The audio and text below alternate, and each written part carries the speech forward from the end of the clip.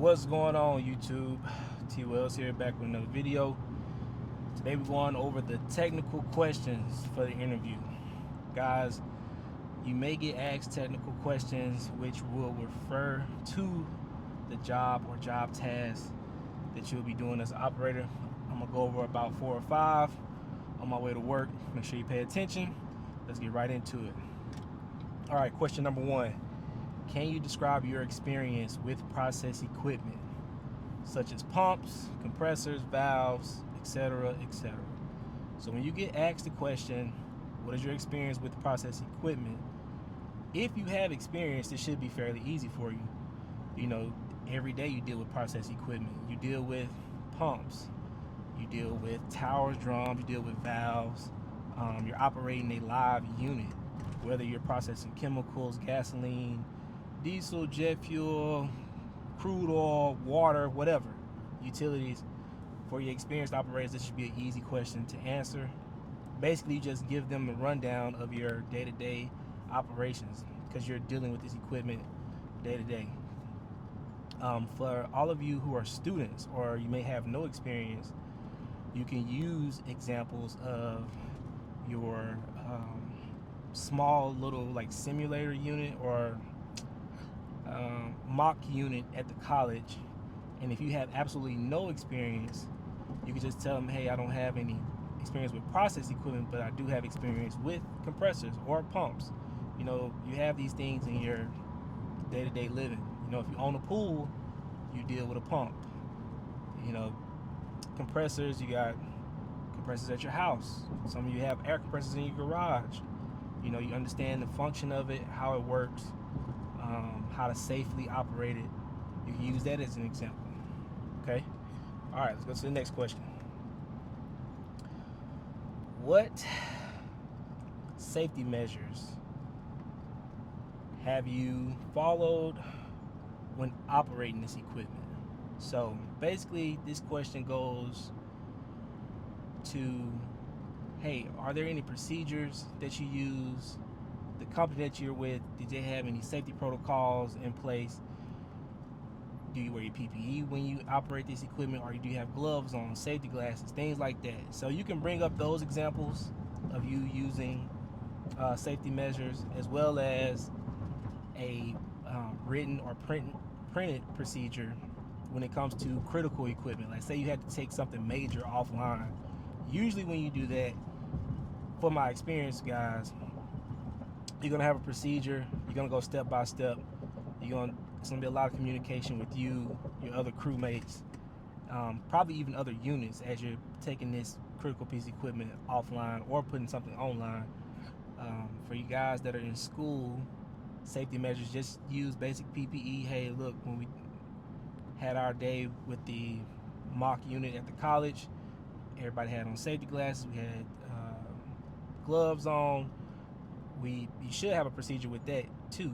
So you can tell them, hey, we follow the safety procedure, how we should start this thing up, shut it down, so on and so forth. All right. Another technical question that you may get asked is, do you have experience with lockout, tagout? So lockout, tagout, you will hear this being referred to as lotto when you get in the industry. For my experience, guys, they already know. When you lotto a piece of equipment, you lock it out and tag it out to where maintenance can work on it. It can be replaced. They can do repairs on it. Basically, when you lock out and tag out something, you're removing all energy sources from that particular piece of equipment. Okay, let's go. Perfect example could be a pump. Hey, we need to take this pump offline, have it ready for maintenance. And the way you would do it, you'll get your procedure, go through it to isolate it, and then you will get locks, like physical locks, and then you'll have tags. And the locks are for the isolation valves, anything that's gonna completely stop any energy from getting in to that piece of equipment. And then your tags usually are for any vents or any drains, anything to prove that, hey, equipment is isolated and it is free of any energy and it's safe for people to work on. Okay, that's how you answer that if you have experience with it. Hopefully, for the students out there, you've had experience with this at the college. If not, talk to your professors. Hey, if you're in school right now, get with them. Ask them, can we go over lockout, tagout? That's something that's industry wide too. So guys, you need to really get some reps in doing that, or at least go over it, cover it, know the basic concept of it and how to perform it. All right, another question. Can you discuss a situation where you had to troubleshoot an equipment failure? So this could be a pump failing, it could be a compressor failing, a valve failing. This is something that you will do in your job as an operator or a technician, whatever they call them at your facility. Guys, when you get asked this question, experienced people should be able to answer it, because I guarantee something has failed in your time at work. Guaranteed. It's 24 hours, 7 days a week, rain, sun, cold weather, hot weather. Something has failed. All right. How you go about answering this question? For me, as an experienced operator, I would tell them, hey, yeah, I've had a pump failure. And the way I troubleshoot it, or the way we troubleshoot it, was first we would check the power on it. That could be a quick fix to the issue. If you don't have power, you can't run the pump, especially if it has an electric motor. So that'll be one step of troubleshooting. Hey, power works, but the pump's still not working. Then we know that it's a different issue. But usually, if you have a pump failure, it's something electrical, especially with those electrical motors, man. If a pump just shuts off all of a sudden and you can't start it back up, usually there's a shortage in the switch gear somewhere, or the button's not working anymore. So it's usually an electrical issue, at least in my experience. But another way you can troubleshoot a pump failure, you can check the valves. Hey, they probably try to start a pump up from the control board, but it was still isolated on one side. Maybe the discharge was blocked in. Maybe the suction was blocked in. That could happen. I mean, it shouldn't, but that's another thing that can happen as far as you troubleshooting, trying to figure out what went wrong and how we can make it right. Okay? For the few of you that are in school, troubleshooting, it could be the same little issues. Hey, you might have a little shortage to the little pump that runs the little mock unit. But if not, get with your professor, see if you can go over some troubleshooting scenarios, see if y'all can actually get out and do it physically somewhere, somehow. There's plenty of industries, I'm sure they can set up something, hopefully. All right. And then last but not least, explain a situation where you had to identify a potential safety risk and took appropriate action.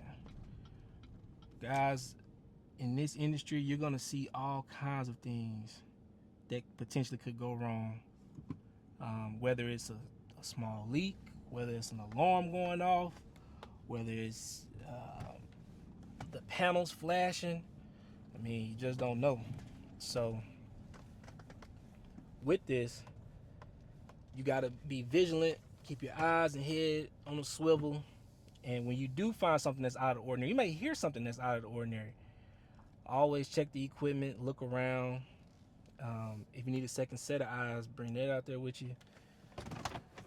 But to answer this question, for the experienced people, this video really ain't for y'all. I mean, you guys should be able to answer these technical questions when it comes to interviewing, especially when you're jumping from company to company.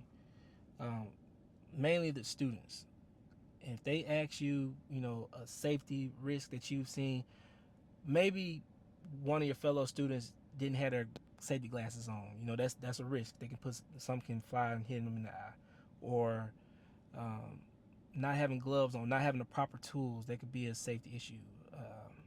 Not having the proper PPE. That's going to be more your lane as a student, because you don't have the experience right now to tell them, like, yeah, I was working 5 years at such and such company, XYZ, we did this. You can't say that because you don't have the experience. But identifying safety risk is really not that difficult. Guys, you got a certain way you need to go through when it comes to handling process equipment, operating process equipment.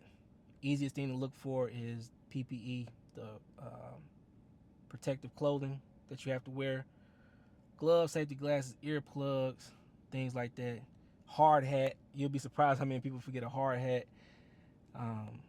That'd be more so your lane, what you can answer. Guys, hopefully I answered these questions for you. This is just 5 technical questions. Guys, they could ask you 10 to 20 technical questions, but in my experience, I've only been asked roughly these 5 questions, man, in my time interviewing. If you have any technical questions you need answered, leave them in the comments. And guys, when it comes to this interview thing, you have to practice, okay? I don't care who you practice with. You can practice with your mom, you can practice with your girlfriend, you can practice with your husband, your cat, I don't care. But you have to practice, you have to go through the reps of answering questions over and over and over again. You can watch my videos. I'm pretty sure there are other videos out here that you can watch. If you want to do a mock interview with me, I got my link in the description for my consultations. Hey, it's going to cost you.